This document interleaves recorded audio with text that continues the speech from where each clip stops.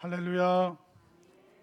수요 예배 되게 오랜만에 뵙는 것 같습니다. 그 새벽 기도 왔더니 어떤 권사님이 목사님 몇 달 만에 보는 것 같아요. 이제 그러면서 이제 되게 반가워하셨는데 이제 좀 뭐 저도 많이 회복되고 있고 근데 아직도 조금 기침이 있는데 성도님들께서 양해해 주시면 감사하겠습니다.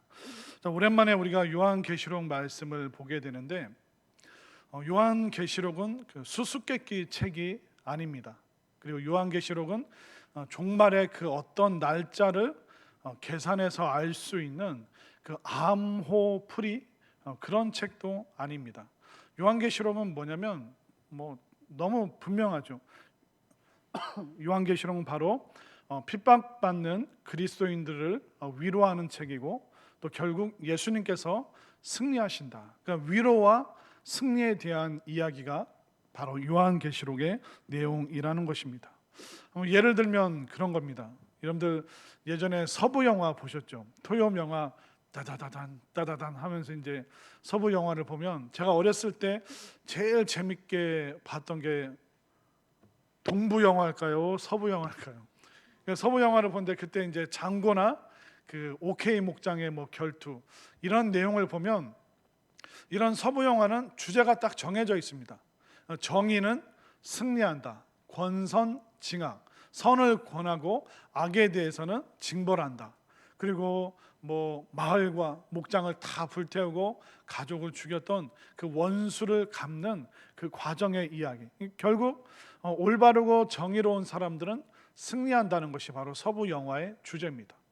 근데 여러분들이 서부 영화 보실 때 주인공이 타고 있는 그 말이 검은색 갈기냐 아니면 주인공이 지금 갈색 말을 탔느냐 그 말의 발목이 흰색이냐 뭐 이런 거에 여러분들 집중한 적 있으십니까?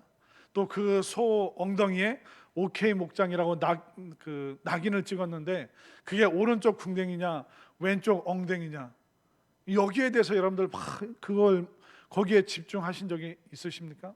그리고 주인공이 쏜 모든 총알의 개수가 몇 개인가? 탕탕탕탕탕탕 이런 거 세고 있고 뭐 말 엉덩이 소가 몇 마리 나왔냐 여기에 우리가 집중하지 않습니다. 주인공이 위기에 빠지면 조마조마하고 또 주인공이 그 위기를 극복해서 결국 마침내 정의롭게 승리했다. 우리가 여기에 집중을 하지 엉뚱한 것 다른 화면에 우리가 신경을 쓰지 않습니다. 그렇기 때문에 우리가 요한계시록을 볼 때 지금 핍박과 어려움이 있구나. 그러나 최종적으로 결국 궁극적으로 예수님께서 승리하시는구나. 이 주제에 대해서 우리가 관심을 가져야지. 뭐 여왕이 뭐고 뭐 용이 어떤 거고 뭐 물에서 나오는 그 곰이 뭐 어떤 모습이냐, 표범이 뭐냐, 어떤 표범이냐, 점이 몇 개냐 이런 거는 우리가 크게 신경 쓸 필요가 없습니다. 왜냐하면 이 요한계시록의 구성이 뭐냐면 7막 7장 그 당시 로마의 그 원형 경기장에서 사람들에게 공연을 했던 연극 아니면 뮤지컬과 같은 그 7막 7장의 그 구성을 그대로 따왔기 때문에 뭐 일곱 봉인, 일곱 천사의 나팔, 일곱 대접 그리고 오늘은 일곱 교회에 대한 이야기가 나오는 겁니다. 그렇기 때문에 그 당시에 이 요한계시록 서신을 받는 초대교회 사람들은 다 아는 거예요. 왜냐하면 로마의 그 문화를 다 경험을 해봤기 때문에 7이라는 숫자가 딱 나오는 순간부터 이게 7막 7장의 그 구성으로 일곱 가지의 이야기, 또 일곱 가지의 이야기, 일곱 가지 이야기 나오는구나. 와, 결론이 뭘까? 결국 누가 승리하는 걸까?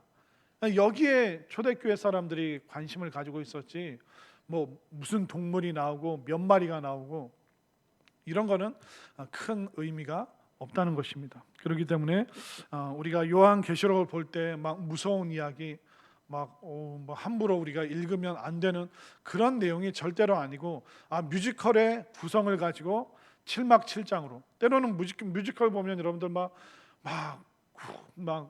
뭐 소리가 커지고 막 번개가 치고 검은색 막 빨간색 파란색 막 조명이 바뀌고 이제 그런 거에서 여러분들이 멈추시면 안 되고 이런 무서운 과정을 통해서 어떻게 승리하게 되는가 우리가 여기에 집중하면 되는 것입니다.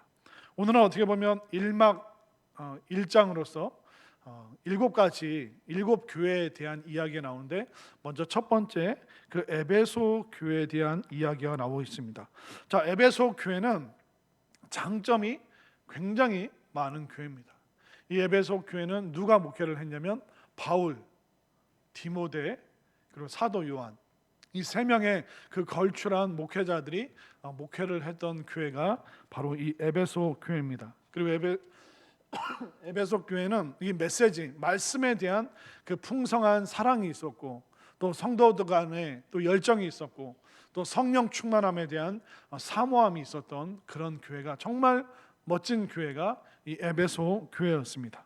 그리고 이 에베소 교회의 그 구체적인 장점은 뭐냐면 굉장히 열정적이고 분석적이고 비판력이 뛰어났습니다. 자, 오늘 본문 2절과 3절 말씀을 한번 보겠습니다. 자, 에베소 교회가 어떤 장점이 있었는가? 2절을 제가, 3절을 여러분들이 읽겠습니다.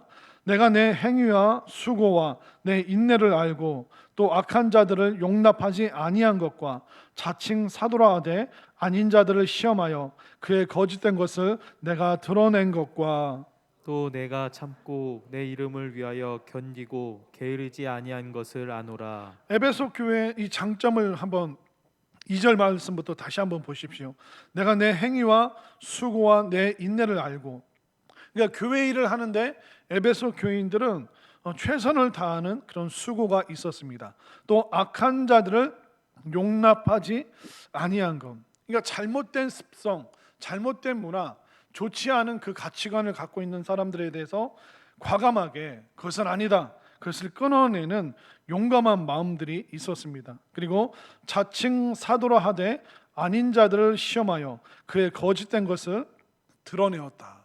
그러니까 이단 사이비가 들어와서 내가 성경을 통달했다, 내가 성경을 다 꿰뚫고 있다, 그렇게 이상한 말을 하는 사람들을 분별해서 이 사람 이상하다, 잘못된 것을 가르치고 있다, 사이비 이단이다, 여기에 대해서 분명한 비판력과 분석력이 탁월했던 교회가 바로 에베소 교회였습니다. 장점이죠. 또 3절을 보십시오. 또 내가 참고 내 이름을 위하여 견디고 게으르지 아니한 것을 내가 아노라. 정말 신앙생활에 있어서 최선을 다했고 핍박과 박해가 있어도 그것을 이겨내는 정말 뛰어난 그 내구성을 갖고 있었던 교회가 에베소 교회입니다. 정말 얼마나 놀라운 장점입니까? 어떤 외부의 공격에 흔들리지 않고 옳고 그름에 대해서 분별할 수 있었고, 또 잘못된 교리와 이단성에 대해서 과감하게 그것을 끊어낼 수 있는 결단력이 있는 정말 장점을 갖고 있는 교회였습니다. 그런데 이런 큰 장점이 있었음에도 불구하고 여기에 반하는 굉장히 안 좋은 단점이 시간이 지나면서 생겨났습니다. 자, 4절 말씀이 에베소 교회의 치명적인 단점입니다. 4절 함께 읽겠습니다. 시작. 그러나 너를 책망할 것이 있나니 너의 처음 사랑을 버렸느니라. 너무 좋은 교회인데 치명적인 단점이 그 처음 사랑, 예수님에 대한 사랑, 또 성도들을 뜨겁게 사랑했던 그 사랑이 이미 냉랭하게 식어져 버렸음을 사도 요한이 지금 지적하고 있습니다. 그러니까 바른 교리, 그러니까 이 진리를 수호하고자 하는 그 열심 때문에 사람 사랑하는 것을 놓쳐버렸습니다. 그러니까 진리를 수호해야 된다. 그렇기 때문에 사람은 잘못됐다, 사람은 완전하지 않다, 온전하지 않다, 그렇기 때문에 사람의 말은 다 거짓된 것이다. 그러면서 이들이 서서히 사람 사랑하는 것, 사람을 돌보는 것, 아껴주는 것, 여기서부터 점점점 그들이 실수하기 시작하면서 교회 안에 냉랭함밖에 없는 거예요. 분석력, 비판력, 이게 옳고 그른 거, 계속 그런 것만 따지다 보니까 사랑이 식어지는 무서운 결과를 가져오는 것이죠.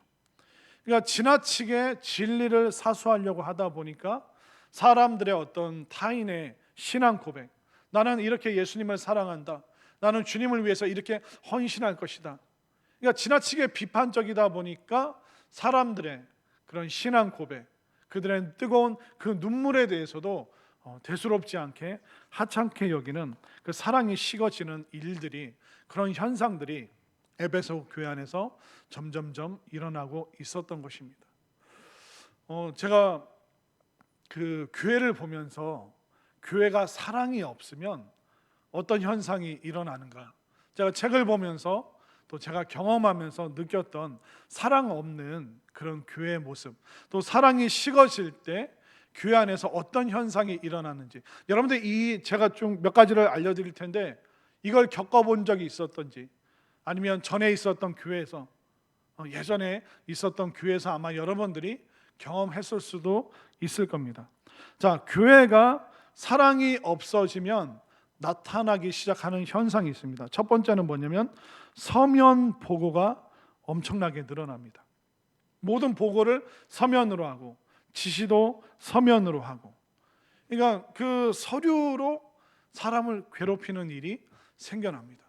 제가 전도사 시절에 있었던 어떤 교회가 있었는데, 그 교회를 갔더니 막 그 진짜 서류 보고 때문에 노이로제가 걸릴 정도로, 뭐 여름 수련회를 준비합니다.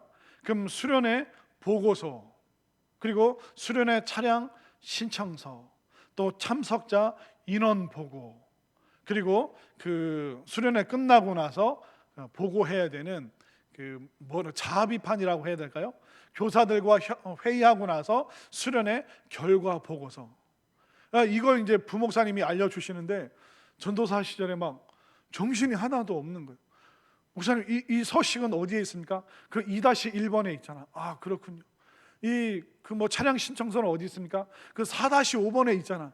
그럼 그 이세에서 거기에 양식에 맞춰서, 그러면 이제 그거 서류 같은 차량 신청서 같은 거를 그 사무실에 갖다 드리잖아요. 그러면 그 좀 교회가 크다 보니까 교회 사무실을 지키는 장로님이 계시는 거예요. 사무장이라고 해서. 그럼 제가 들어가면 그거 거기 놓고 가세요. 마치 제가 아랫사람이고 윗사람에게 결제 받으러 가는, 굉장히 분위기가 좀 엄한 거예요. 좀 이상한 거예요. 근데 그걸 저는 그 차량 보고서를 냈는데 일주일 뒤에 통보받은 게 뭐냐면, 그때 겹치는 데가 있기 때문에 당신네 부서는 그 차량을 사용 못합니다. 그걸 낸날 알려주면 좋잖아요. 근데 일주일 지나고 이제 수련회 몇 주 안 남았는데, 그러면 또 차량을 구하느라고 막 또 새로운 보고서를, 경유서를 작성해야 되는 거예요. 왜 차량을 배정을 못 받았는가, 거기에 대해서 써야 되고, 그럼 그 차량 배정 받기 위해서 어떻게 할 것인가. 여러분들 이해가 되세요? 그러니까 한 12가지도 넘는 그 서류를 수련회 가려면 그걸 갔다 와서는 또 교사들과 회의하고 자비판하고 나서 앞으로 어떻게 수련회를 진행하겠다, 발전적으로 이렇게 하겠다. 지금 막 머리가 아파오는데, 그러니까 모든 걸 서류로 보고하고 서류로 보고받고, 그러면 시간 잘못 놓치면 큰일 나는 거예요. 생각만 해도 여러분들 머리 아프지 않습니까? 그리고 그 교회가 사랑이 식어지기 시작하면 결정 과정을 굉장히 복잡하게 합니다. 이게 뭐냐면 회의가 많다는 거예요. 자, 수련회를 위해서 임원 교사들 모이세요. 자, 내일은 이번 주 수요일 날은 수요 예배 끝나고 전체 교사 모임을 하겠습니다. 무슨 회의를 하겠습니다. 그리고 다른 교육부서와 조율을 해야 되기 때문에, 자, 이번 주일에는 그럼 교육위원회 전체 모임을 하겠습니다. 계속 회의가 끝이 없는 거예요. 위원회를 그때마다 계속 발족을 하는 거예요. 여름 수련회를 위한 위원회, 겨울 수련회를 위한 위원회, 효도 관광을 위한 위원회. 그래서 당신은 찬양 담당, 당신은 무슨 간식 담당, 당신은 이렇게 결과 보고서를 작성하는 담당. 그러니까 회의가 많아지고 위원회가 많아지고 있다는 것은 그게 뭘까요? 결정 과정에 있어서 굉장히 서로 복잡하게 하고 힘들게 하고 피곤하게 만들고, 그 말이 뭐냐면 사랑이 식어지고 있다는 것입니다. 그래서 그런 회의는 서로 장황해져요. 혼자 10분, 20분 발표하고, 거기에 대한 반론을 또 10분, 20분 누군가가 발표하고, 거기에 대한 개선책을 또 10분, 20분 누가 또 발표하고. 그럼 서류가 이만큼 있는 거예요. 그러니까 3명 의견 듣는데 1시간이 지나가는 거예요. 2시간, 3시간. 그러면 결론이 안 나는 겁니다. 회의가 많고 위원회가 많다는 건 그만큼 사랑이 없다는 증거입니다. 그리고 업무 지시나 비용 처리할 때 순서와 절차를 복잡하게 만들어요. 그래서 뭐 부서장 한 명만 승인해도 되는데 3명의 결제를 거쳐야 되는 거예요. 부서장을 거치고 뭐 재정 장로님, 선임 장로님, 담임 목사님, 또 위원회가 있으면 위원회 위원장에, 그러면 그 부서 회계는 주일날 한 4명, 5명을 찾아다녀야 되는 거예요. 담임 목사님 결제 받아야 돼. 담임 목사님 지금 오후 예배 올라가셨는데 그럼 오후 예배 끝날 때까지 기다리는 거예요. 오후 예배 끝나서 담임 목사님 서류 받으면 또 빈 게 선임 장로님 사인 받아. 선임 장로님 집에 가셨는데 그럼 다음 주까지 또 이 회계가 그거 서류 들고 계속 쫓아다녀야 되는 거예요. 그러니까 이 결제와 승인 받는 데 있어서 굉장히 이 절차를 복잡하게 어렵게 만들어 버립니다. 어떤 교회가? 사랑이 식어지는 교회가. 그리고 덜 중요한 업무를 굉장히 고퀄리티로 만들어내기를 원합니다. 만약 교회에서 주일날 우리가 식사를 하는데 귀한 성도들이 오셨는데 식사가 이게 뭐냐? 앞으로는 대전에서 제일 좋은 뷔페집과 똑같이 우리 교회 수준을 높여야 된다고. 교회가 세상에 뒤처지면 안 된다. 그리고 만약 또 우리 교회가 막 고퀄리티를 추구해야 된다. 뭐 교회에서 뭐 행사 보고를 할 때 동영상 방송국 수준처럼 해야 된다. 교회가 세상에 뒤처지면 안 된다.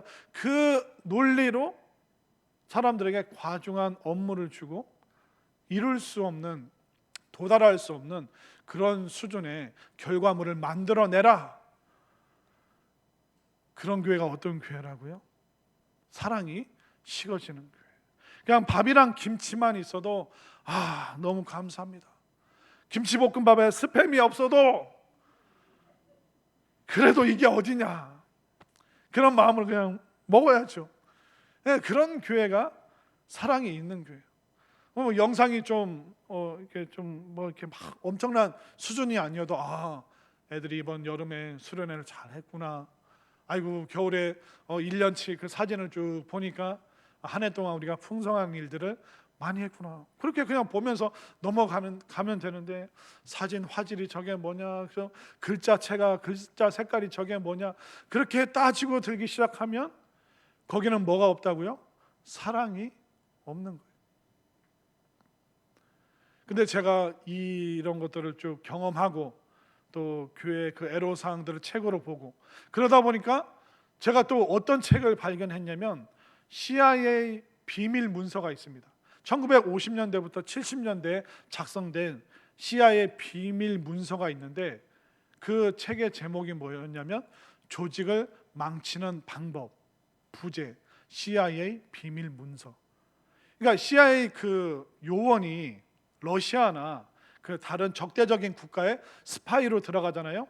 그러면 그 나라의 기관이나 조직을 망치는 방법이랑 사랑이 식어진 교회의 그 모습이랑 정확하게 일치해서 제가 소름 끼치게 그 책을 봤던 적이 있습니다. 자꾸 교회에서 아니면 사회 조직 안에서 절차를 복잡하게 만들고 서류로 사람을 평가하고 도달할 수 없는 고퀄리티의 뭔가를 자꾸 만들어내라고 하고, 그리고 사람들 간의 회의와 위원회가 점점 많아지고, 그 방식이 바로 CIA가 다른 나라의 조직을 망가뜨리는 전략적인 방법이었어요. 근데 그게 사랑이 없는 교회가 만들어내고 있는 그 모습과 다를 바가 하나도 없는 거예요. 제가 너무너무 놀랐습니다. 그렇기 때문에 우리가 사회나 교회나 사랑이 식어지고 비본질적인 것을 자꾸 추구하는 사람이 1명, 2명 늘어나기 시작하면 이게 사회나 교회나 망가지는 모습이 서서히 도태되어 가고 냉랭해지는 모습이 다를 바가 하나도 없다는 거예요. 너무너무 제가 놀란 적이 있습니다. 그렇기 때문에 이 에베소 교회가 점점점 안 좋아져 갔던 그 이유가 뭐냐면 처음 사랑, 그 예수님에 대한 사랑, 또 성도들을 향한 그 사랑, 진리를 수호하기 위해서 이단 사이비를 잡아내고자 성도들의 그 건강한 신앙 고백과 또 우리가 함께 돌보고 손잡고 가야 될 그 사람들의 손을 내팽개치고 진리를 수호하겠다고, 이게 옳은 거라고 그렇게 주장하면서 교회를 냉랭하게 차갑게 사랑이 식어지도록 만들었던 그 치명적인 실수를 했던 교회가 바로 에베소 교회라는 것입니다. 여러분들이 그 전에 경험했던 교회는 어떤 교회였습니까? 또 우리 교회는 점점점 따스한 사랑이 가득해지고 있는지, 또 여러분들이 섬기고 있는 그 부서는 어떤 모습을 지금 갖고 있는지 다시 한번 점검해 보시기를 바랍니다. 결국 우리가 보면 은혜와 사랑만 강조하다 보면 질서가 없어져요. 그런데 또 진리, 또 아니면 어떤 복음의 사수, 교리를 사수한다. 그러니까 진리와 교리만 강조하다 보면 또 사랑이 희박해집니다. 그러니까 이게 참 어려운 일입니다. 균형을 잡는 게. 그렇기 때문에 우리가 은혜와 사랑을 강조하면서도 질서를 잘 지켜야죠. 또 진리와 교리에 대해서 강조하면서도 이 마음 따스함을 우리가 절대로 포기해서는 안 되는 줄 믿으시기를 바랍니다. 그렇기 때문에 에베소 교회는 장점이 있었어요. 동시에 단점이 있었습니다. 그러나 이 사랑이 식어지는 이 단점은 너무나도 치명적입니다. 그러면 이 좋은 장점 가지고 어떻게 하면 이 단점을 극복해낼 수 있을까? 이미 예수님께서 다 말씀해 주셨고, 예수님께서 사도 요한을 통해서 해주신 그 권고의 말씀을 따라가면 우리가 장점은 극대화시킬 수 있고 단점을 극복할 수 있는 그 방법을 이미 성경이, 예수님께서 다 알려주고 계시다는 것입니다. 자, 어떻게 하면 이 사랑 없음을 극복해낼 수 있을까요? 자, 5절 말씀을 보십시오. 5절 말씀 함께 읽겠습니다. 시작.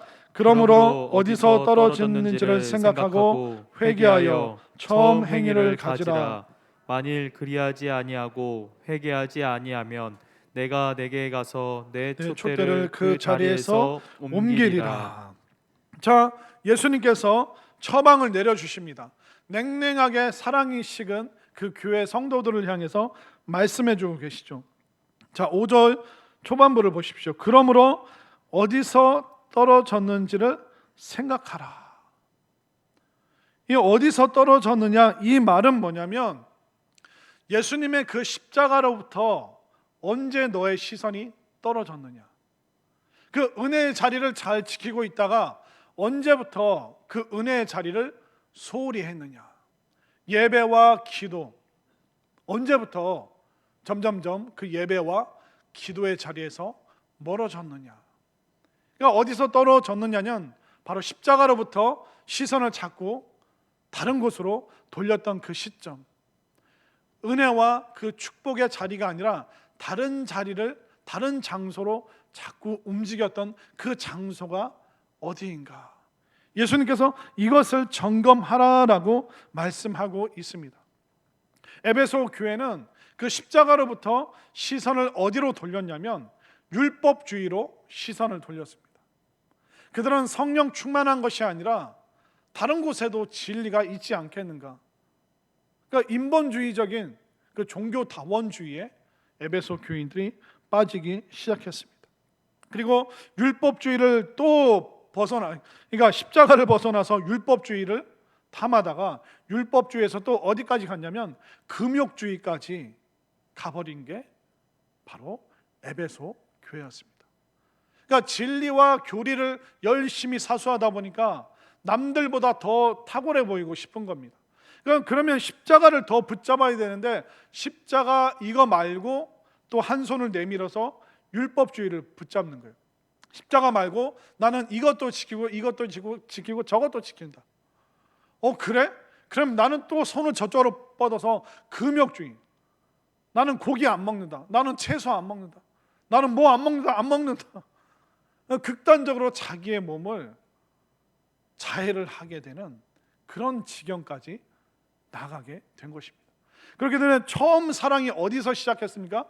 바로 예수님의 십자가에서 시작했잖아요. 그런데 그 십자가에서 떨어져 나가는 거예요. 자꾸 십자가를 향한 그 시선에서부터 율법주의와 금욕주의, 인본주의적인 잘못된 문화, 잘못된 장소, 십자가가 있는 곳이 아니라 십자가 없는 곳으로 자꾸 에베소 교인들이 이상한 곳으로 가기 시작했던 것입니다. 그렇게 되면 여러분들이 만약 지금 신앙이 뜨겁지 않고 성령 충만하지 않고 내 마음이 뭔가 허전하고 뭔가 냉랭하고 뭔가 기쁨과 감사가 없다, 그럼 여러분들이 어디서부터 떨어졌는지, 은혜가 어디에서 떨어졌는지, 여러분들이 그 십자가를 향했던 그 시선이 언제부터 자꾸 다른 쪽으로 이 시선이 분산되었는지, 예수님이 그거를 우리가 알고 있다, 그렇게 너희들이 알고 있기 때문에 그거를 확인해라. 언제 너희들의 마음이, 신앙이, 그 은혜가 점점점 희박해졌는지 분명히 우리는 알고 있어요. 그 시간들을 다 거쳐 왔기 때문에 우리는 우리의 과거에 대해서, 우리가 살아온 그 지점에 대해서 분명히 알고 있습니다. 언제 시험 들었고, 언제 그런 문제가 생겼고, 언제 서운했고, 언제 속상했고, 그것을 이미 주님이 알고 계시기 때문에 너의 시선이 분산되었던 그 지점, 은혜와 그 축복의 자리를 자꾸 이탈하려고 했던 그 마음이 어디에서부터 생겼는가? 여러분들도 다시 한번 이 말씀을 통해서 내가 언제 예수님으로부터 간격이 자꾸 벌어졌는가? 내가 언제부터 은혜와 그 축복의 자리에서부터 자꾸 멀어졌는가? 나의 시선은 지금 십자가에 고정되어 있는가? 아니면 자꾸 엉뚱한 것을 나는 바라보고 있는가? 다시 한번 여러분들의 삶을 점검하시기를 바랍니다. 자, 이렇게 삶을 점검하지 않잖아요? 내 냉랭한 마음을 다시 확인하지 않잖아요? 어떤 문제가 생길까요? 자, 5절 중반을 보십시오. 5절 중반.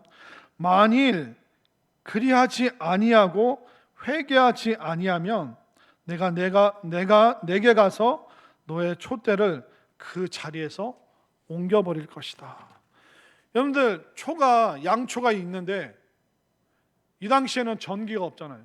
그러니까 밝힐 수 있는 방법이 초밖에 없는 거예요. 근데 그 초를 옮겨버리면 그 자리가 어떻게 됩니까? 어두워지죠. 앞을 볼 수가 없습니다. 사물을 분간할 수가 없습니다. 뭐가 옳고 그른지 헷갈리기 시작하는 겁니다. 그들의 마음 속에서, 그들의 신앙 속에서, 그들의 교회 안에 있던 그 밝은 그 촛불이 사라지면 어떻게 될까요? 남아있는 건 어둠밖에 없습니다. 이전 투구밖에 없습니다. 진흙탕 싸움밖에 없는 것입니다. 너무너무 무서운 거예요. 은혜의 자리로 돌아오지 않고 그 냉랭한 자리를 버리고 따스한 자리, 축복의 자리, 은혜와 사랑이 있는 자리로 회복하지 않으면, 회개하지 않으면 무서운 문제가 생기는 것입니다. 그리고 너의 촛대를 옮긴다, 이 말에는 또 두 번째 의미가 있는데, 그것은 뭐냐면 항구가 폐쇄된다라는 그런 의미도 로마 시절에 담고 있었습니다. 항구 도시인데, 에베소가 항구 도시인데 항구가 폐쇄되면 어떻게 됩니까?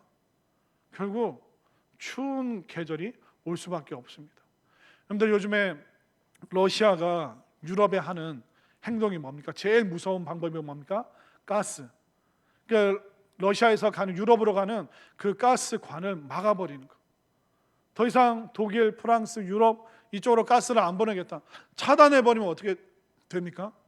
그들은 추운 시절을 보낼 수밖에 없는 것입니다. 항구 도시가, 항구가 폐쇄가 되면, 배가 더 이상 들어오지 않으면, 물품이 들어오지 않으면 사람들도 없습니다. 산업도 점점점 안 좋아집니다. 모든 것이 어려워질 수밖에 없는 것이죠. 그러나 이 말씀을 다시 우리가 반대로 생각하면, 우리가 회개하면 처음 떨어졌던, 은혜로부터, 십자가로부터 멀어졌던 그 자리로 다시 회복하고 다시 돌아오고, 우리가 다시 그 처음 뜨거웠던 그 사랑을 다시 시작한다면, 우리 주님께서는 이 말씀 그대로 다시 그 항구가 개방되고 그 촛불이 다시 한번 뜨겁게 타오를 수 있다는 것을 여러분들 분명히 믿으시기를 바랍니다. 우리가 우리의 시선을 어디에 고정해야 되는가? 우리가 있어야 될 우리가 믿음의 사람으로서 그리스도인으로서 있어야 될 그 자리가 어딘가, 그 자리만 우리가 잘 지켜도 아무 문제가 없는 것입니다.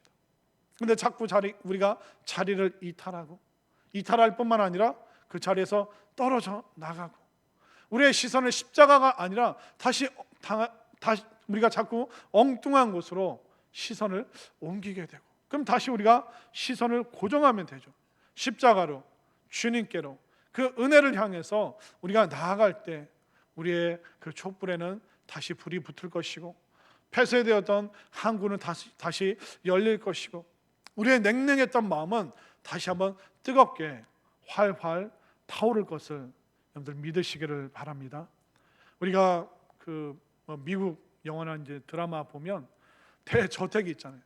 근데 그 대저택이 막 을씨년스럽고, 또 들어갔을 때 가장 먼저 비춰주는 건 뭐냐면 그 불이 다 꺼져 있는 난로.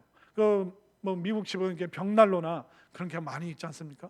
근데 그 을씨년스러운 모습의 대표적인 게 뭐냐면 벽난로가 다 꺼져 있고 재만 남아 있는 그 상황.